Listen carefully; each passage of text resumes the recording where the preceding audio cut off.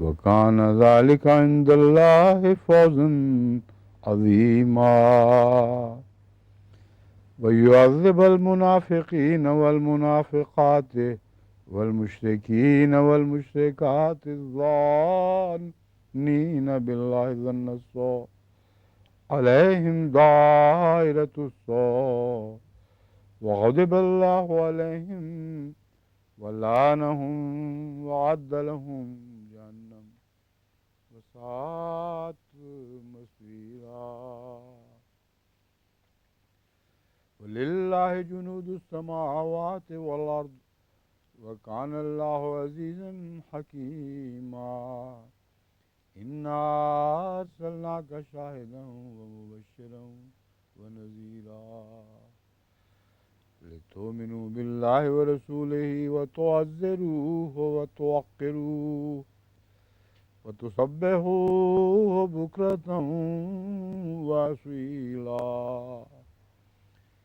إن الذين يبايعونك إنما يبايعون الله يد الله فوق أيديهم فمن نكث فإنما ينكث على نفسه ومن أوفى بما عاهد عليه الله فسيؤتيه أجرا عظيما.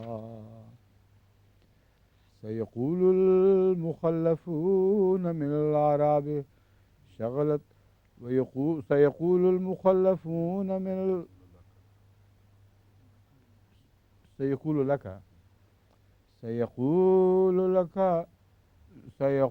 لك المخلفون من الأعراب شغلتنا أموالنا وأهلنا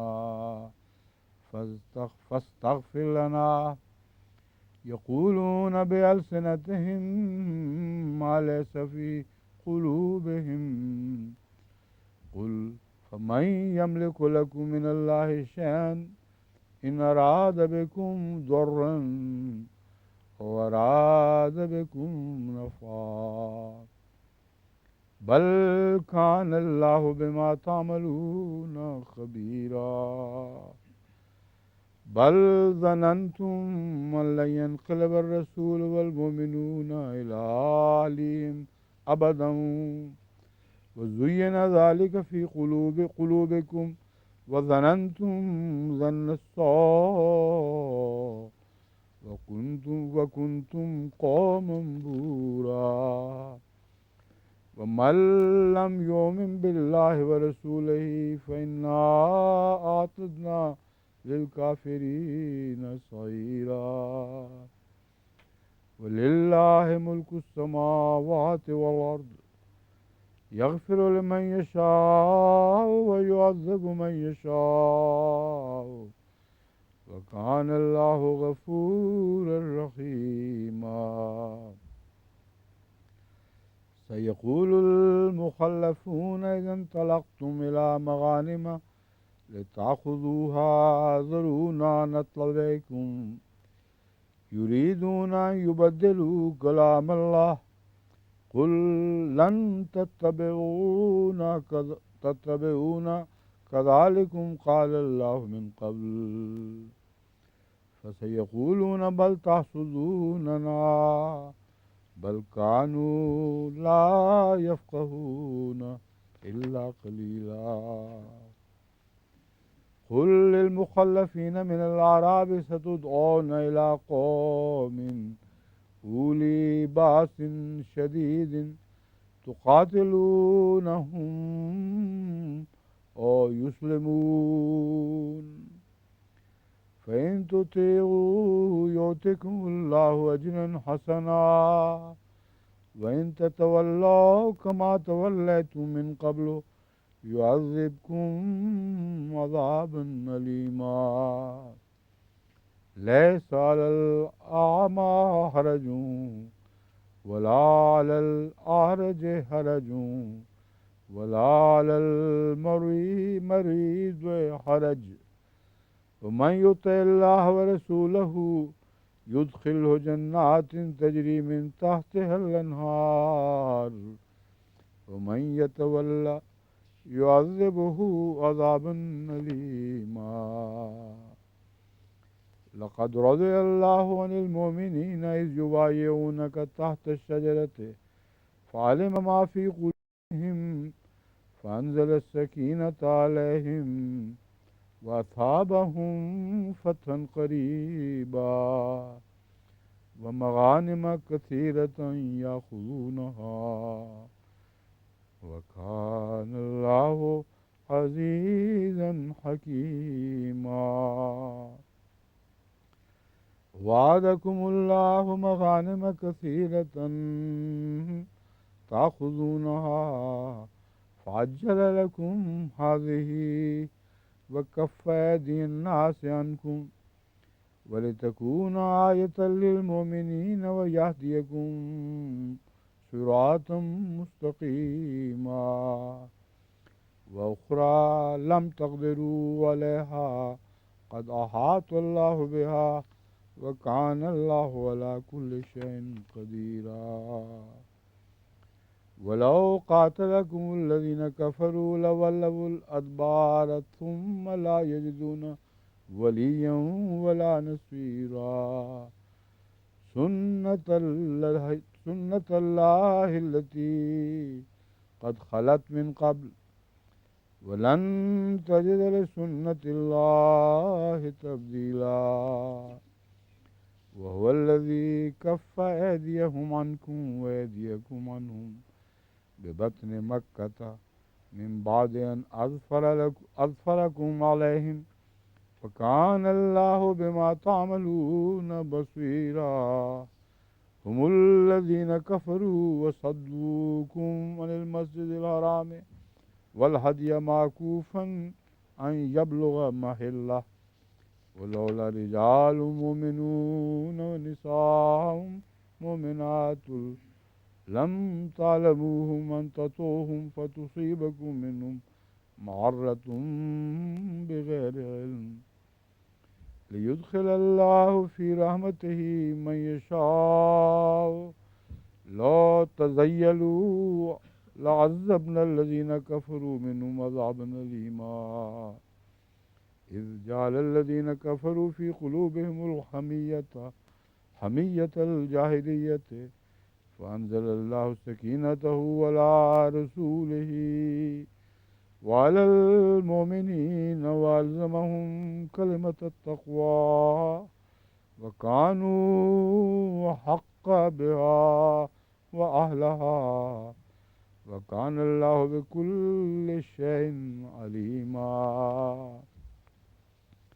اس صورت کے متعلق میرا خیال ہے میں نے کچھ غلطی یہ کی ہے کہ زیادہ پڑھ لیا ہے اس سے جتنا ہم آج کے درس میں اس کو شامل کر سکتے تھے، کیونکہ پڑھتے ہوئے مجھے احساس ہوا ہے کہ بہت سی مشکل آیات بھی ہیں اور ان پر ٹھہر کر تفصیل سے گفتگو کی ضرورت پڑے گی. تو بہرحال اگر آخری دو رکوع چھوڑ کر پہلے ہی پورے ہو جائیں تو میں سمجھوں گا یہ بھی کافی غنیمت ہوگی.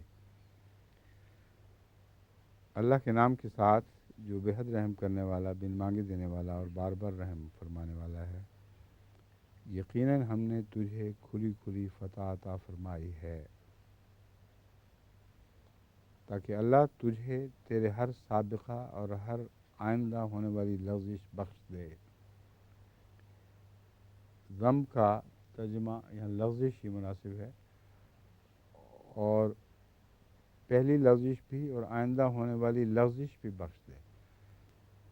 اس لیے کہ گناہ کا لفظ یہاں حضرت صلی اللہ علیہ وآلہ وسلم پر اطلاق اس لیے بھی نہیں پا سکتا کہ ایک دفعہ جب بخشش ہوگی خدا کی طرف سے تو قرآن حضرت صلی اللہ علیہ وآلہ وسلم کی تفصیلی ہدایات اور قرآن کریم کی آیات کی روشنی میں جو آپ نے بیان فرمائے ہیں، یہ بات واضح ہے کہ وہ شخص جس کے ایک دفعہ گناہ بخشے جائیں اور پھٹی صاف ہو جائے وہ نوزادہ بچے کی طرح ہو جاتا ہے.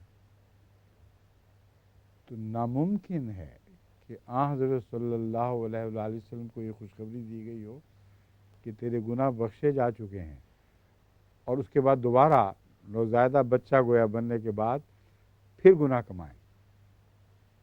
لیکن اگر لفظش ترجمہ کیا جائے تو لفظش تو انسان کے ساتھ لگی ہوئی ہے، پہلے بھی ہو سکتی ہے، بعد میں بھی ہو سکتی ہے. تو دراصل اس مضمون سے پتہ چلا کہ پہلے بھی گناہ نہیں تھے، لفظش نہیں تھی. وَيُتِمَّ نِعْمَتَهُ عَلَيْكَ، اور نعمت کے اتمام کا تقاضا بھی یہی ہے کہ کوئی گناہ سرزاد نہ ہو، ورنہ اتمام نعمت نہیں ہو سکتا. وَيَهْدِيَكَ صِرَاطً مُسْتَقِيمًا، اور تجھے صراط مستقیم پر گامزن رکھے. یہ ترجمہ میں نے کیا ہے کیونکہ صراط مستقیم کی طرف چلائے. اس سے پہلے جو کچھ ہو چکا اور اتمام نعمت ہوا وہ صراط مستقیم پر نہیں ہوا تو کہاں ہوا تھا. اس لیے صراط مستقیم پر تجھے گامزن رکھے، جیسا کہ تو ہمیشہ گامزن رہا ہے، اور تیری اس بارے میں حفاظت فرمائے. هو الذی انزل السکینۃ فی قلوب المؤمنین، هو الذی انزل السکینۃ فی قلوب المؤمنین. یہ کیا رہ گئی ہے؟ اچھا. وَيَنْصُرَكَ اللَّهُ نَصْرًا عَزِيزًا، اور اللہ تیری وہ نصرت فرمائے جو عزت اور غلبے والی نصرت ہو. اس کے بعد هو الذی انزل السکینۃ فی قلوب المؤمنین لیزدادوا ایمانا مع ایمانہم، وہی ہے جس نے مومنوں کے دلوں میں سکینت اتاری تاکہ وہ اپنے ایمان کو مزید ایمان کے ساتھ بڑھائیں. اب یہاں لفظ فی ہے، حالانکہ یہی لفظ سکینت کا اسی صورت میں دوسری جگہ اللہ کے صلے سے بیان ہوا ہے. اللہ نے اپنے رسول پر اور مومنوں پر سکینت اتاری، اور یہاں فی ہے. لیکن یہ فرق نوٹ کرنے کے قابل ہے، یہاں رسول اللہ صلی اللہ علیہ وسلم کا ذکر نہیں. انزل السکینۃ فی قلوب المؤمنین، تو جہاں اللہ کا صلہ آیا ہے وہاں رسول اللہ صلی اللہ علیہ وآلہ وسلم کا پہلے ذکر ہے، اور اس کے بعد آپ ہی کی پیروی کے نتیجے میں مسلمان مومنوں پر بھی سکینت اتری ہے. یہاں حضرت صلی اللہ علیہ وآلہ وسلم جس موقع کا ذکر ہے وہاں پہلے ہی آپ کا دل پوری طرح تسکین یافتہ تھا، اور اس وقت کسی غیر معمولی سکینت کے اترنے کی ضرورت نہیں تھی جو آپ پر اترتی. مومنوں میں گھبراہٹ تھی، اور وہ جو احادیث ہیں اس موقع کی وہ صاف بتا رہی ہیں کہ حضور اکرم صلی اللہ علیہ وآلہ وسلم کو کوئی گھبراہٹ نہیں تھی. مومنوں کے ارد گرد بیٹھے ہوئے کو گھبراہٹ تھی، اور گھبراہٹ اس بات کی تھی کہ رسول اللہ صلی اللہ علیہ وسلم کو نقصان نہ پہنچے. اس لیے رسول اللہ صلی اللہ علیہ وسلم پر اپنی گھبراہٹ کی وجہ سے سکینت اتارنے کا موقع ہی کوئی نہیں تھا. اپنی گھبراہٹ تھی ہی نہیں. مومنوں کے لیے ضرورت تھی کہ ان کے دلوں میں سکونت اتارے. بس یہ کوئی الہامی سکینت نہیں ہے، یہ اندر سے رونما ہونے والا ایک واقعہ ہے جس نے ان کے دلوں کو تسکین بخش دی.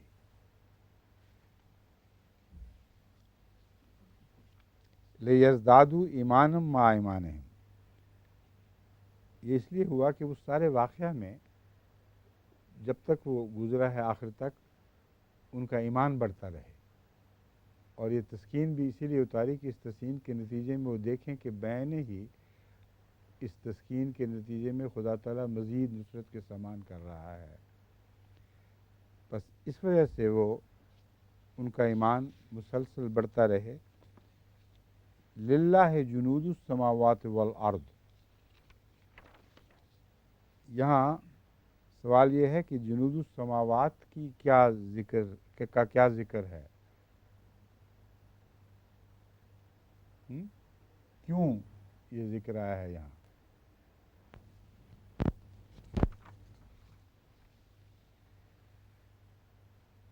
وکان اللہ علیمًا حکیمہ، اور اللہ بہت علم والا اور بہت حکمت والا ہے۔ شمس صاحب آج حاضر ہی نہیں ہے کہیں؟ اور امام صاحب وہ بھی نہیں، پھر پیچھے رہ گئے ہیں دو ہمارے بلاٹیے، ایک مومن صاحب اور ایک شمس صاحب۔ توجہ فرمائیں، ڈاکٹر صاحب کی کوئی نیت لگ رہی ہے، ہیں کچھ کہنا چاہتے ہیں آپ؟ ذہن میں یہ آ رہا ہے کہ یہ جو سکینت ہے یہ اللہ تعالیٰ کے فرشتے پیدا کرتے ہیں مومنوں کہاں کے آیا درمیان، ہے؟ یہ جو لشکر نہیں، لشکر کا ذکر ہے، اس سے پہلے آپ نے کہا آیا ہے کہ فرشتے سکینت پیدا کرتے ہیں، یہ تو کہیں نہیں آیا وہ۔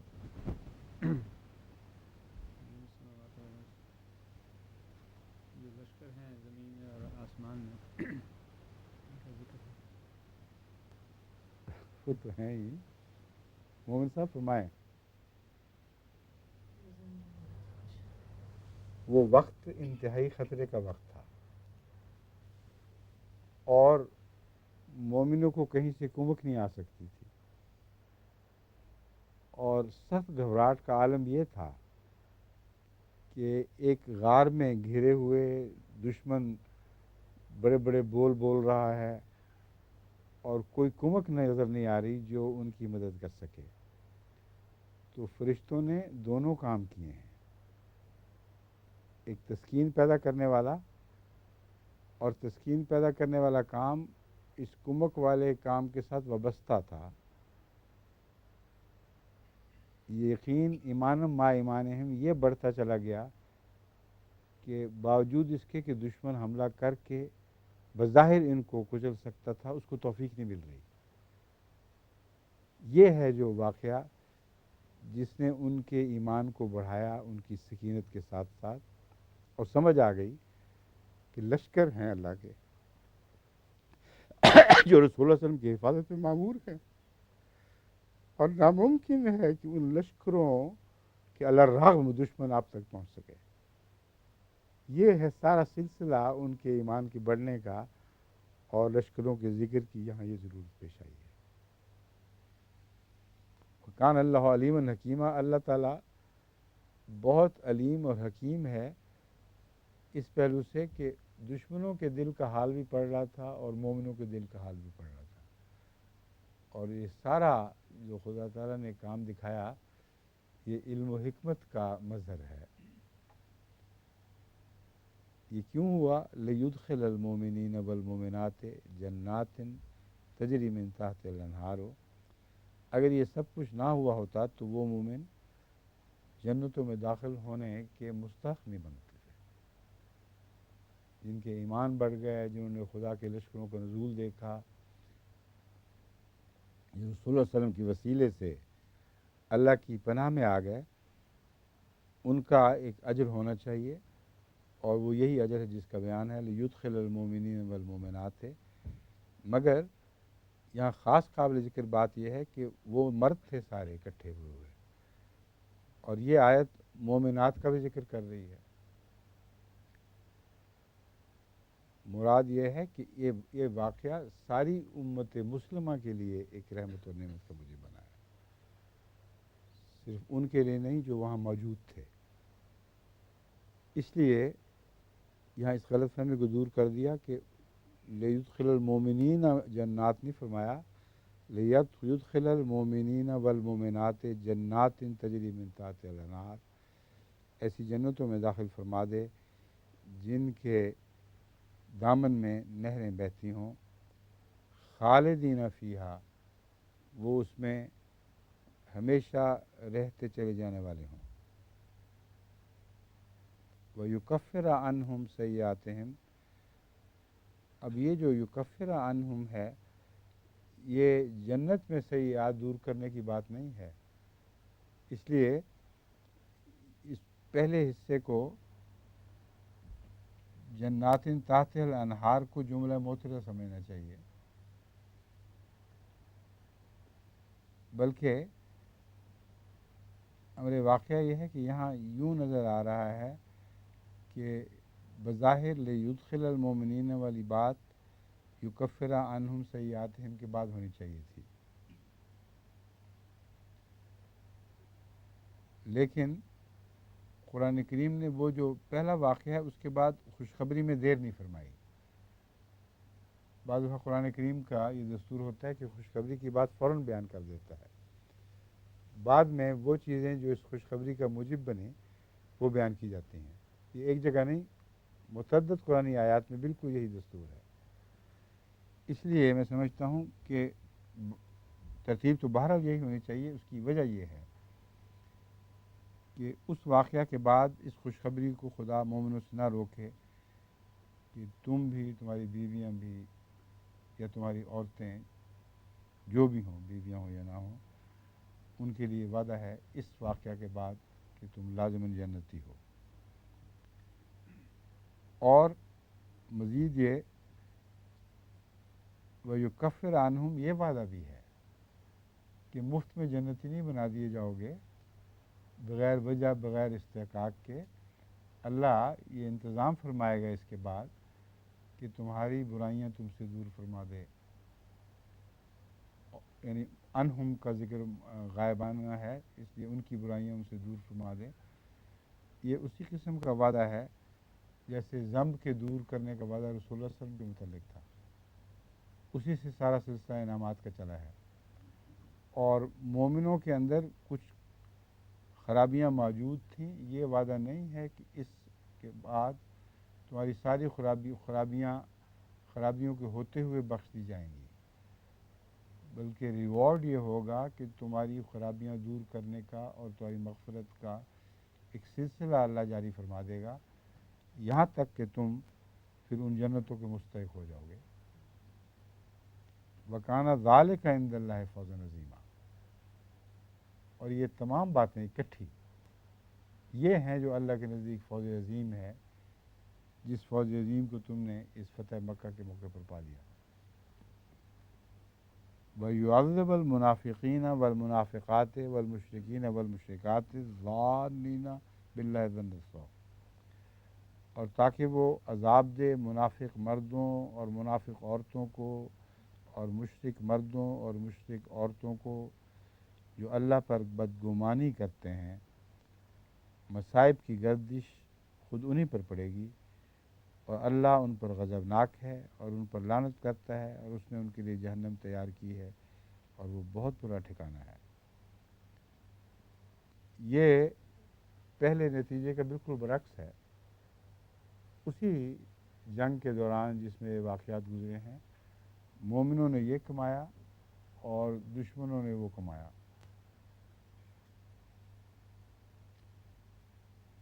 اور دشمنوں میں ایسے منافقین بھی شامل تھے،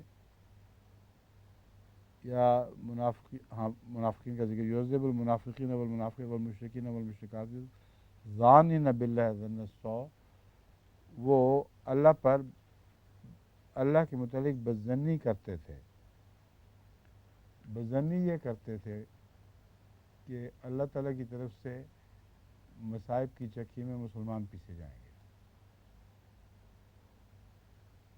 یہ بدظنی تھی ان کی، جس کو خدا تعالیٰ فرماتا ہے اس بدظنی نے ان کو مستحق بنا دیا کہ مصائب کی چکی ان کو پیسے۔ چنانچہ فرمایا علیہم دائرۃ السوء، یہ جو گردش زمانہ ہے یہ ان پر پڑے گی۔ وغضب اللہ علیہم، اور اللہ ان پر غضبناک ہے اور ان پر لعنت کرتا ہے، اور اس نے ان کے لیے جہنم تیار کی ہے اور وہ بہت برا ٹھکانہ ہے۔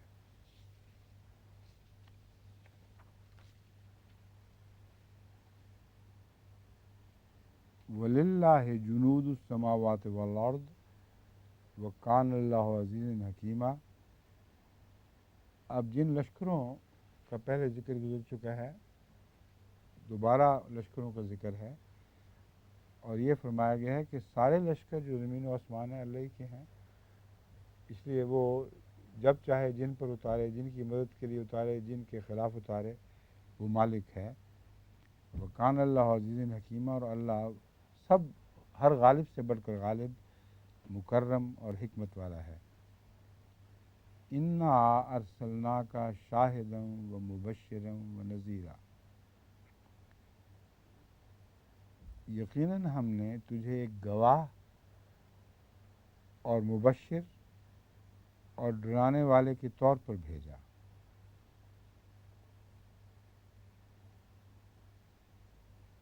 نذیراً یہاں مفعول بہ نہیں بنتا، اس لیے یہ بنتا ہے ایک قسم کا یعنی وجہ بیان کر رہا ہے کس شکل میں کیوں بھیجا ہے تجھے۔ ارسلناک شاہدا و مبشرا و نذیرا، نذیر کے طور پر میں سمجھتا ہوں اس کا ترجمہ ہونا چاہیے، سمجھیں؟ اس وجہ سے مجھے ترجمے میں تھوڑا سا رخ دوسرا اختیار کرنا پڑا ہے۔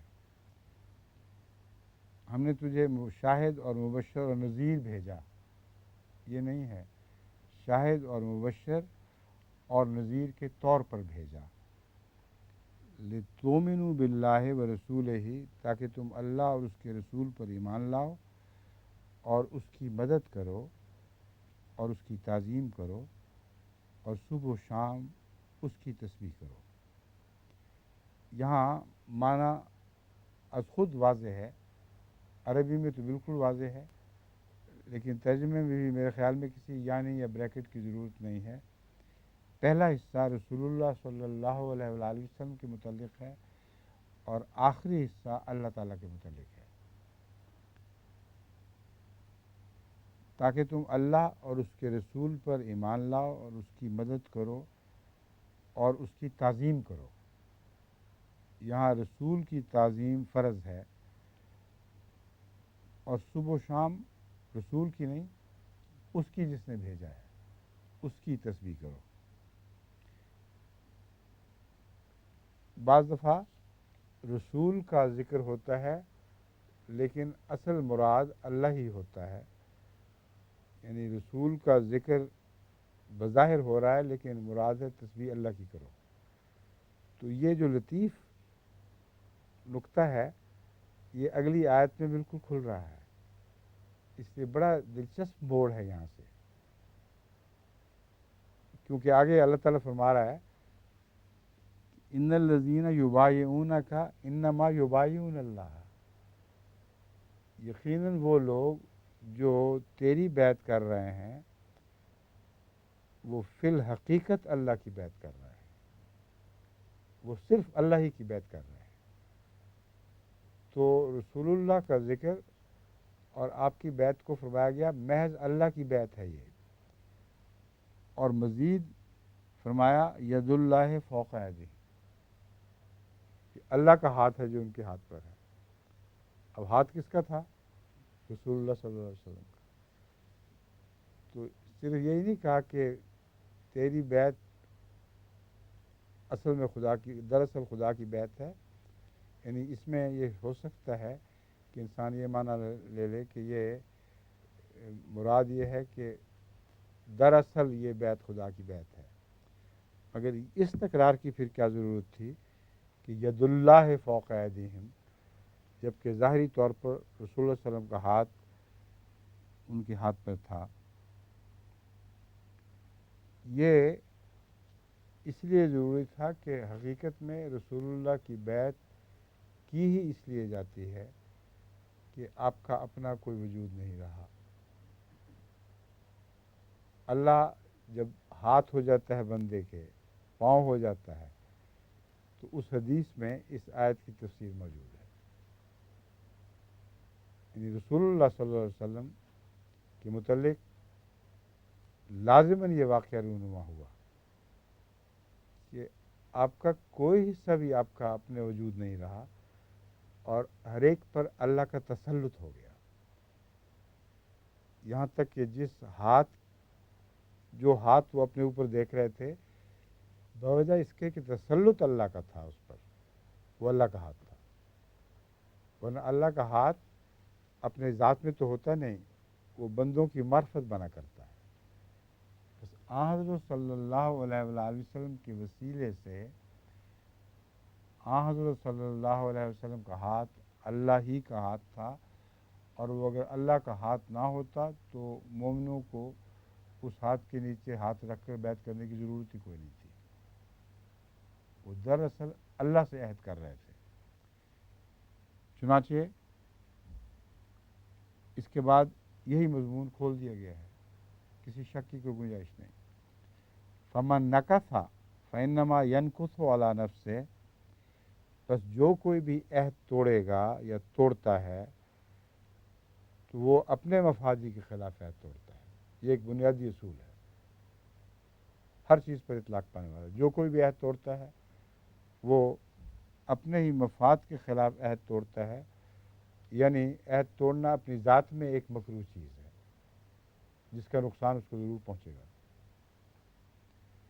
یہ ایک باریک بات ہے، لیکن لمبے تجربے سے تاریخ سے یہی ثابت ہے کہ کئی جابر اور غالب عہد باندھتے ہیں اور توڑ دیتے ہیں اور کہتے ہیں ہمارا کچھ نہیں بگاڑ سکا کوئی، لیکن رفتہ رفتہ ایسی حاکموں کا اعتبار ہی اٹھتا چلا جاتا ہے۔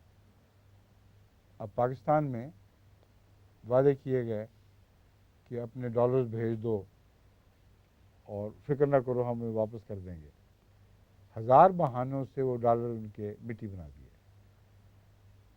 اب کل ہی مجھ سے ایک وہاں کے بینکر ملنے آئے ہوئے تھے، کہتے تھے اتنا کام تھا ہمارے بینک میں، دو الگ الگ بینکر جو مختلف شہروں کے تھے، کہتے اتنا کام تھا کہ سنبھالا نہیں جاتا تھا۔ اس کثرت سے لوگ ڈالر بھیج رہے تھے یا پاؤنڈ بھیج رہے تھے یا جرمن مارکس، کہ صبح سے رات تک لگے رہتے تھے اور کام کا حساب پورا نہیں ہوتا تھا۔ کہتے اب خالی ہاتھ بیٹھے کچھ بھی نہیں آ رہا۔ تو فمن نکث، جو بھی عہد توڑتا ہے اپنے مقصد اپنے مفاد کے خلاف توڑتا ہے، بیوقوف ہے جو سمجھتا ہے کہ عہد توڑ کر وہ فائدے سے بھاگ جائے گا۔ ومن اوفی بما عاہد علیہ اللہ فسیؤتیہ اجرا عظیما، یہ جو اللہ کے ساتھ عہد باندھا جا رہا تھا، رسول اللہ صلی اللہ علیہ وسلم کے ساتھ جو عہد باندھا جا رہا تھا، وہ اصل میں اللہ کے ساتھ تھا۔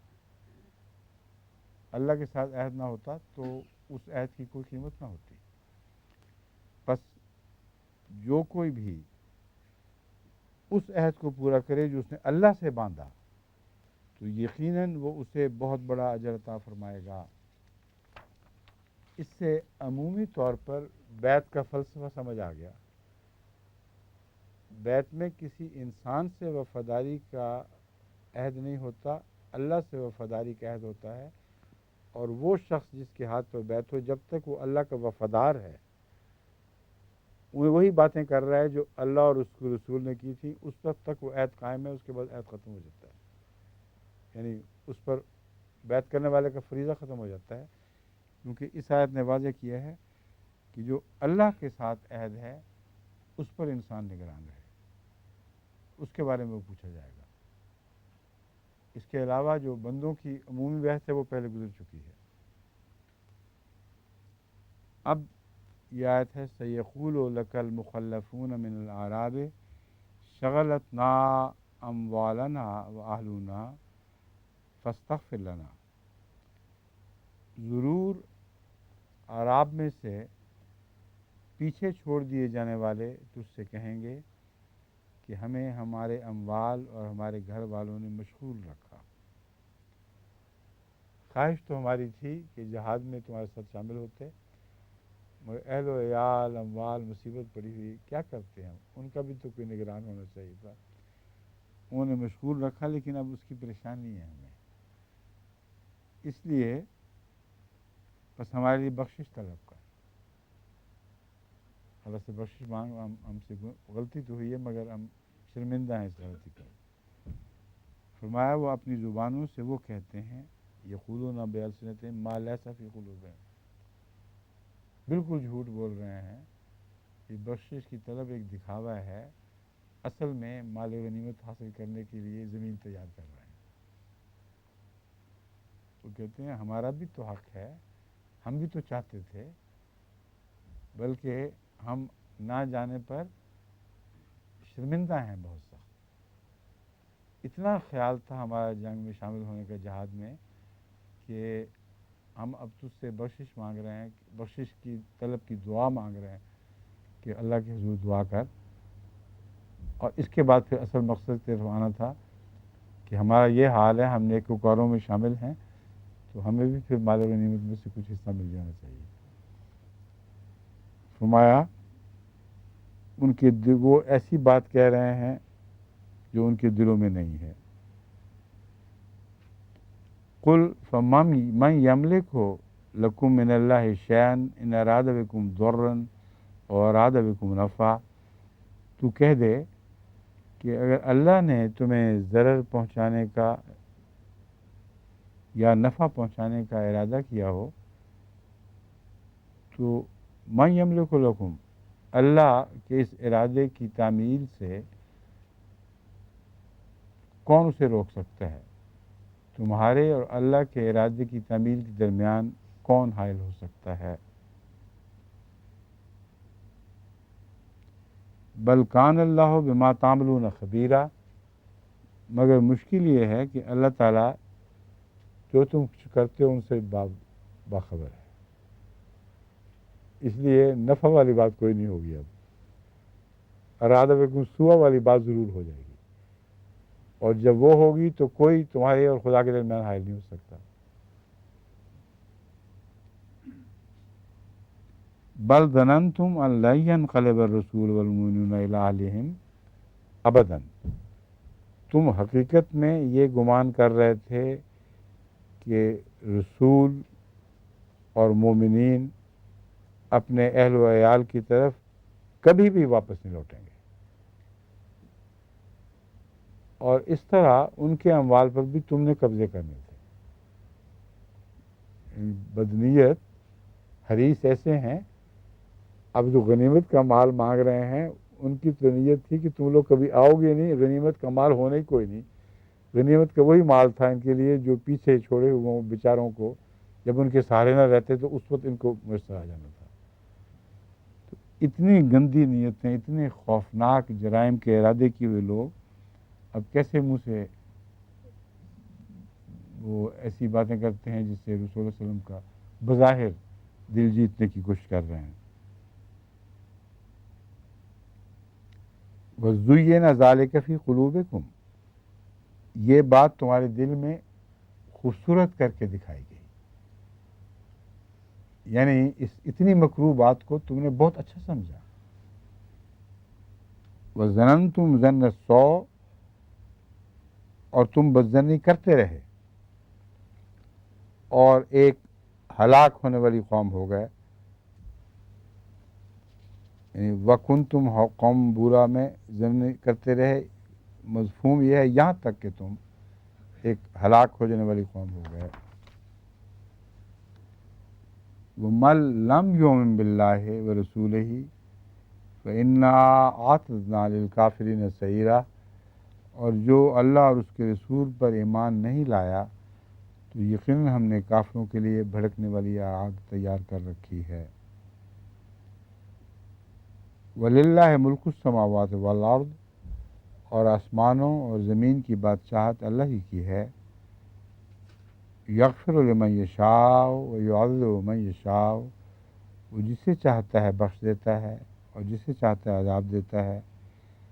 وکان اللہ غفور الرحیم، اور اللہ بہت بخشنے والا اور بار بار رحم فرمانے والا ہے. یہاں چاہتا کا مضمون پہلے بھی کئی جگہ کھول دیا گیا، ترجمے بھی کئی دفعہ، اس لیے ہمیشہ اس سے یہی معنی سمجھنے چاہیے کہ اللہ وہی چاہتا ہے جو اچھی بات ہو، جو درست ہو وہ چاہتا ہے، غلط چاہتا ہی نہیں، کیونکہ غلط چاہنا اللہ کی طرف منسوب ہو ہی نہیں سکتا. تو جب وہ چاہے گا کہ عذاب دے کسی کو تو لازماً وہ لوگ عذاب کے مستحق ہوں گے، تو اللہ چاہے گا ورنہ نہیں چاہے گا.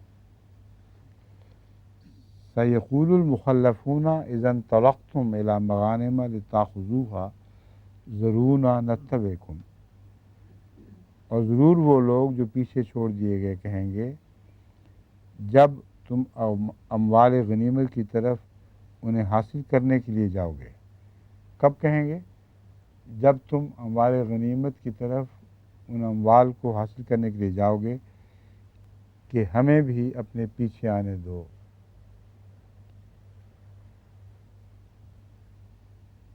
وہ چاہتے ہیں کہ اللہ کے کلام کو بدل دیں. یریدون ان یبدلوا کلام اللہ ہے. ان کو علم نہیں کہ اللہ کی تقدیر ان کے بارے میں ظاہر ہو چکی ہے. رسول اللہ صلی اللہ علیہ وسلم کو الہاماً اللہ تعالیٰ نے بتا دیا ہے کہ یہ گندے ناپاک لوگ ہیں، ان کو ہرگز کوئی حصہ نہیں دیا جائے گا. تو لا علمی میں یہ ان کو نہیں پتا کہ رسول اللہ صلی اللہ علیہ وسلم کو خدا تعالیٰ کیا کیا بیان فرما چکا ہے. معاف کرنا. وہ کہیں گے، مگر جواب یہ ہونا چاہیے کہ ہم اموال غنیمت سے تمہیں باز رکھنے کی خاطر کوئی فیصلہ نہیں کر رہے. اللہ کا حکم ہے اور پہلے سے فیصلہ شدہ طے شدہ تقدیر الہی ہے، اس کو تبدیل کرنے کا ہمیں کوئی حق نہیں ہے. اس لیے اموال غنیمت تو معمولی باتیں ہیں، تم ہرگز ہمارے پیچھے نہیں آؤ گے، کہ اگر آؤ گے تو گویا ہم خدا تعالیٰ کے جاری کردہ فرمان کی نافرمانی کر رہے ہوں گے. فرمایا کذالک قال اللہ من قبل، یعنی یہ بات بظاہر یہ صورت نازل ہوئی ہے واقعہ کے بعد، لیکن من قبل سے پتہ چلتا ہے کہ آن حضرت صلی اللہ علیہ وآلہ وسلم کو اس سے پہلے ہی یہ متعلقہ آیات عطا ہو چکی تھیں، یا کسی اور الہام میں اللہ تعالیٰ نے رسول اللہ صلی اللہ علیہ وسلم کو خبر دے دی تھی، تاکہ وہ یہ نہ سمجھیں کہ بعد میں بہانہ بنایا جا رہا ہے. فَسَيَقُولُونَ بَلْ تَحْسُدُونَنَا، اب بات کھل گئی. وہ کہیں گے تم ہم پہ حسد کر رہے ہو. کس بات پر حسد؟ آرام سے بیٹھے بھی رہے اور مال غنیمت بھی حاصل کر رہے. یہ کوئی حسد والی بات ہے؟ یہ تو ان کی ذلت اور نکبت کا نشان ہے. مگر وہ جلے بھونے بیٹھے ہوں گے، وہ آگے سے یہ اعتراض کر دیں گے تم تو ہم پہ حسد کر رہے ہو. بل کانوا لا یفقہون الا قلیلا، مگر حق یہ ہے کہ وہ سمجھتے نہیں مگر بہت تھوڑا. لا یفقہون الا قلیلا میں دو امکانات ہیں جو کھول لینے چاہیے ہی. ایک یہ کہ تم بہت تھوڑی باتیں سمجھتے ہو، اور دوسرا تم میں سے بہت کم ہیں جو سمجھنے کی صلاحیت رکھتے ہیں. یہ ماہرین عربی کی بتائیں کیا یہ دونوں ترجمے اس آیت کے ہو سکتے ہیں بس بیک وقت؟ یعنی امکان عربی کے لحاظ سے ہے نا. اسی لیے میں نے یہ نہیں کیا کہ تم بہت تھوڑا سمجھتے ہو. میں نے مگر بہت تھوڑا کو آخر پہ ڈال دیا ہے تاکہ دونوں معنی بہ وقت ہو سکیں. بہت تھوڑا یعنی تم میں سے بہت تھوڑے لوگ، اور بہت تھوڑا یعنی بہت تھوڑا ہے جو تم سمجھتے ہو. اور بہت تھوڑے نہیں میں کہہ سکتا تھا کہ پھر وہ بات نہ بنتی، تو مجبوراً قریب ترین اس کے بعد بیان کرنے کی خاطر یہ ترجمہ اختیار کیا گیا ہے. قل للمخلفین من الاعراب ستدعون الى قوم اولی باس شدید تقاتلونہم اور یسلمون. یہ جو تھوڑے والی بات ہے، یہ ایک دروازہ کھلا رکھنا تھا ان لوگوں کے لیے جو ان میں سے منافق اور شریر نہ ہوں. تو قلیل میں وہ معنی لازماً داخل ہونے چاہیے، کیونکہ اب جو امتحان بیان فرمایا گیا ہے، اس امتحان سے وہ لوگ جو بچائے جا سکتے تھے وہ بچا لیے جائیں گے. یہ خوشخبری دی جا رہی ہے ان کے لیے. جو نہیں بچنا جنہوں نے، وہ تو مارے ہی گئے. قل للمخلفین من الاعراب، بادیہ نشینوں میں سے پیچھے چھوڑ دیے جانے والوں سے کہہ دے کہ تم ایک ایسی قوم کی طرف بلائے جاؤ گے جو سخت جنگجو ہوگی.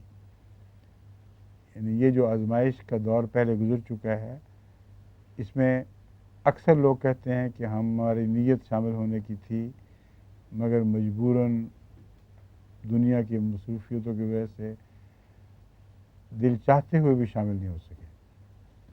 اب تمہارا دوبارہ امتحان لیا جائے گا. ایسا امتحان لیا جائے گا جو دودھ کو دودھ اور پانی کو پانی کر دے گا. اس وقت تمہیں پھر ایک ایسی قوم کی طرف بلایا جائے گا جو بڑی جنگجو ہے اور اس سے لڑنا آسان بھی نہیں. تو امتحان میں سختی بھی ہے, کچھ بڑا سخت امتحان آنے والا ہے تمہارا. اگر مومن ہو اور خدا پہ توکل رکھتے ہو اور سب کچھ قربان کرنے کے لیے تیار بیٹھے ہو, جیسے یہ مومن جنہوں نے سفر کیا تھا یہ تیار تھے, تو پھر اس موقع پر اپنی سچائی کو ثابت کرو. جو سخت جنگجو ہوگی تم ان سے قتال کرو گے یا وہ مسلمان ہو جائیں گے. قتال کرو گے یا مسلمان ہو جاؤ گے, کیا مطلب ہے یا وہ مسلمان ہو جائیں گے ڈاکٹر صاحب؟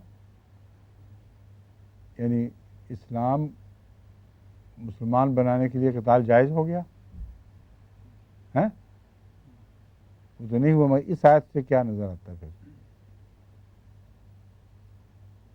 یہ کہ جو ان میں سے بچ جائیں گے اکثر مان لیں گے مسلمان بن جائیں گے.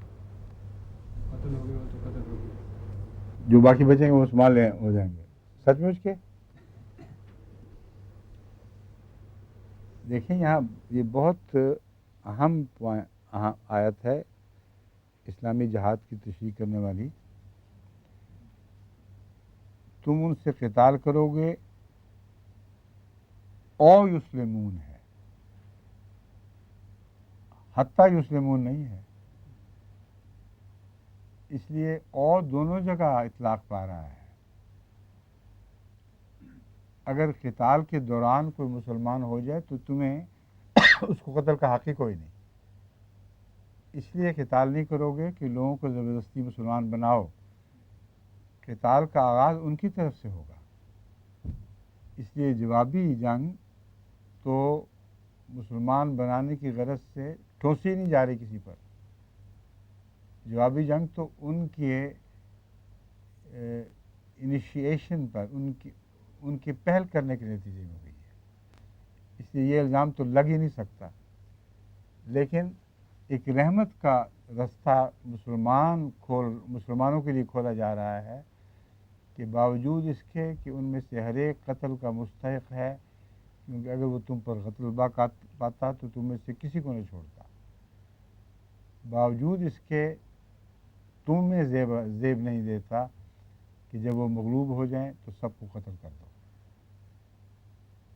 وہ جو مغلوب ہو جائیں ان کے لیے احکامات الگ الگ ہیں, یا قتل کرنا یا فدیہ لے کے یا اور طریقے سے چھوڑ دینا, من کے ذریعے یا اور احسان کے ذریعے یا فدیہ لے کر.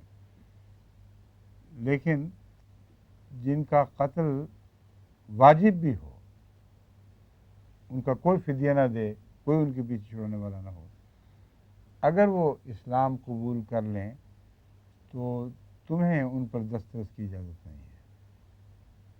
یہ رحمت کا دروازہ کھولا جا رہا ہے, نہ کہ جبر کا.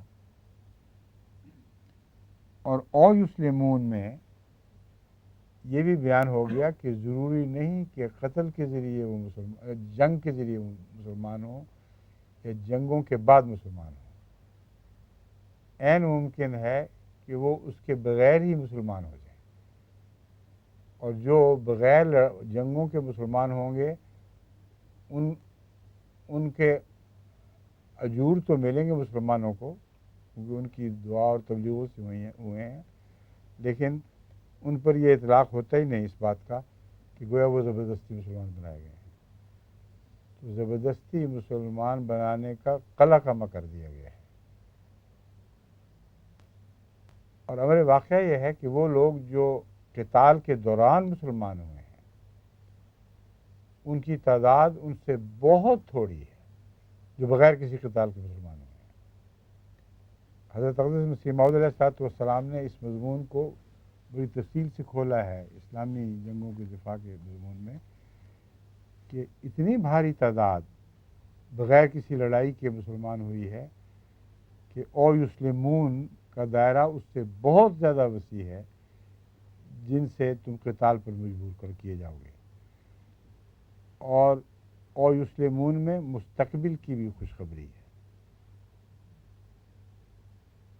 مستقبل کی ان معنوں میں کہ بادیہ نشینوں کو تو دیکھنے کا موقع نہیں ملے گا، مگر یسلمون والا سلسلہ جو بغیر قتال کے ہو اس نے جاری رہنا تھا، اور دنیا کی بھاری اکثریت بغیر قتال کے مسلمان ہوئی ہے، اور وہ گواہ بن گئی ہے اس بات پر کہ اس وقت بھی جو مسلمان ہوئے تھے وہ اسلام کی سچائی کے قائل ہونے کی وجہ سے ہوئے تھے، نہ کہ کسی جبر و استبداد کے خوف سے۔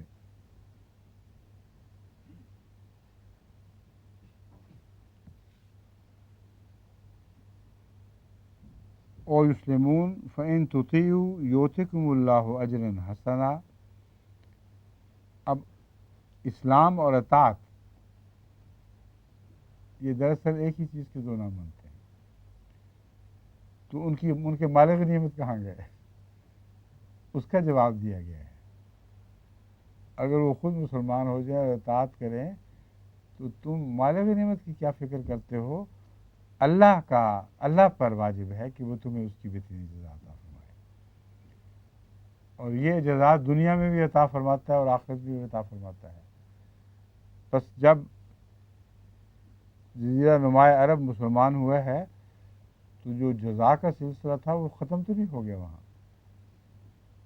وہ لوگ جو خود مسلمان ہوئے ان کے مال غنیمت سے بہت زیادہ اموال غنیمت کچھ تو قتال کے ذریعے جو غیروں سے کیا گیا، اس کے نتیجے میں ان کا عطا ہوئے، دوسرے ان کی تجارتوں اور اموال میں غیر معمولی برکت ڈالی گئی، جس کے نتیجے میں عرب دنیا کی امیر ترین قوم بن گئے۔ عرب میں اس لیے کہہ رہا ہوں کہ وہ اولین تھے جنہوں نے اسلام رسول اللہ صلی اللہ علیہ وسلم اور اسلام کی تائید کی ہے۔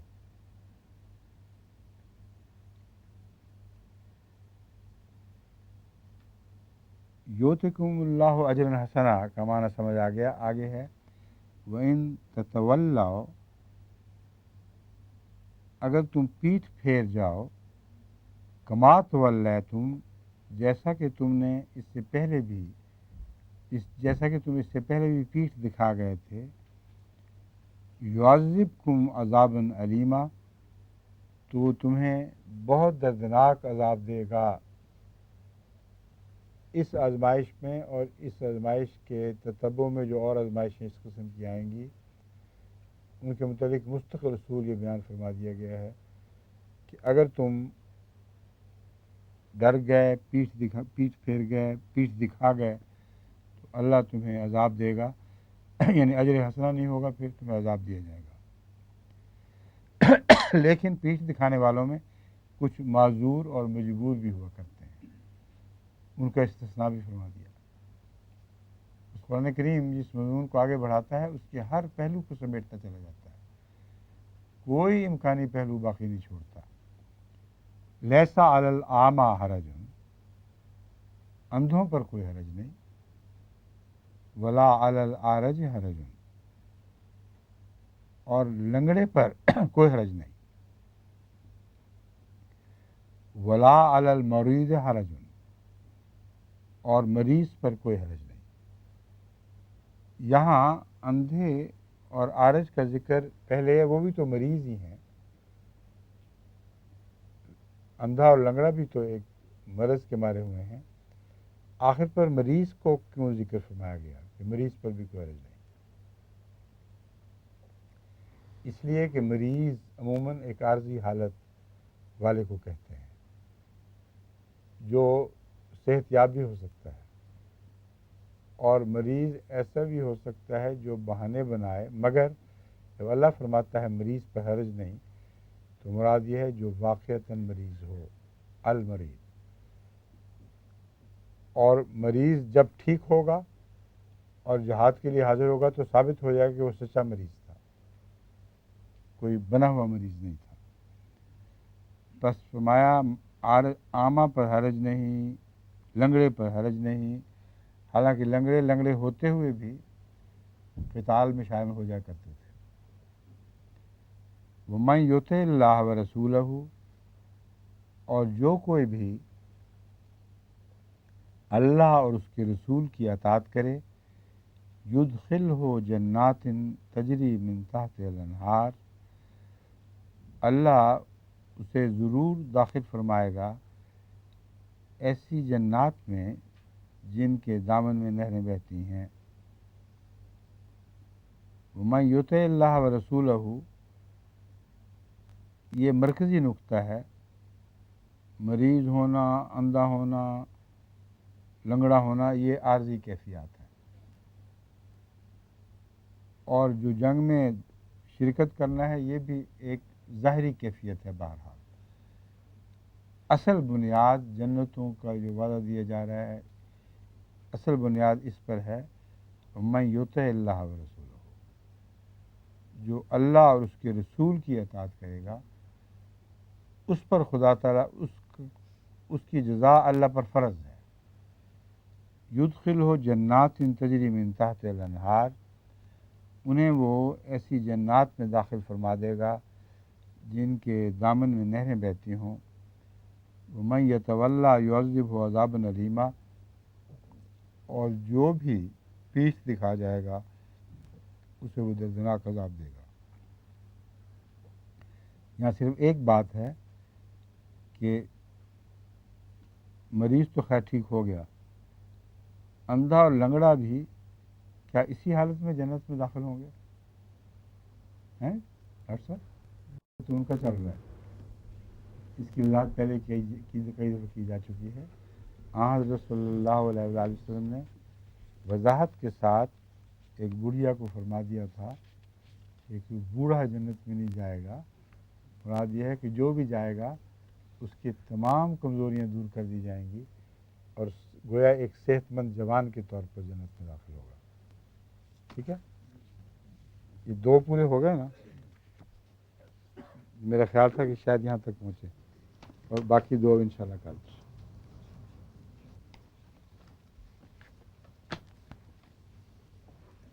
اچھا جی، السلام علیکم ورحمۃ اللہ۔